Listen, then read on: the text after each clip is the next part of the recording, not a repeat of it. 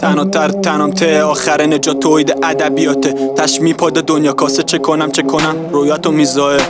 نفسای آخری مسافر تو آرزود میشاشه فکر طراف شباته مثل جغ شکار شهرام میرم شبانه پروانه شم میبینه تکراری بودنش میشه کلافه میناله قناری پاسگاه و تو جیبش ترابل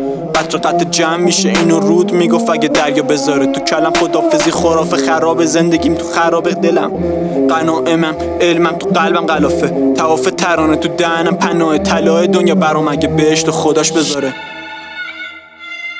جهنمیم به جهنم اگه جهنم میرم تش جنگ خدا جوجهایی که جنگو ندیدن فقط میگن از جنگ لنگ نفساتو شاین کلتو میکنه پایین اگه باشی دنیای فانی تاریکه باید بمیری که بشی جاوید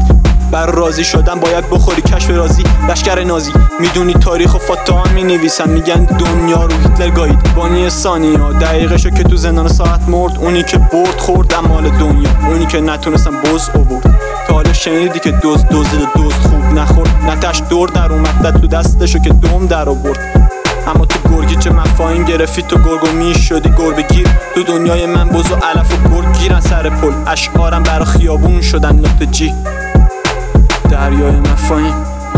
مفاهیم امواج شعر ثنایی نجات توید ادبیاتش طلایی دریای مفاهیم امواج شعر ثنایی نجات توید ادبیاتش طلایی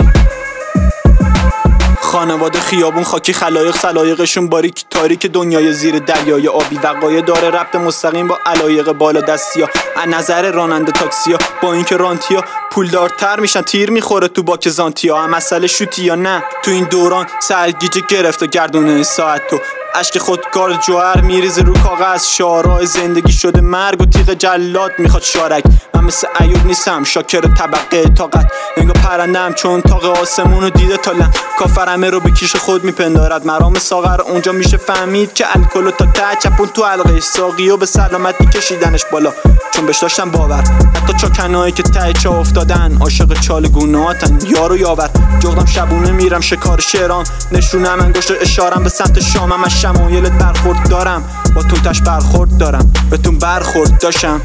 پوسم تو معلوماتم دریای مفاهیم امواج شعر ثنایی نجات توید ادبیاتش طلایی دریای مفاهیم امواج شعر ثنایی نجات توید ادبیاتش طلایی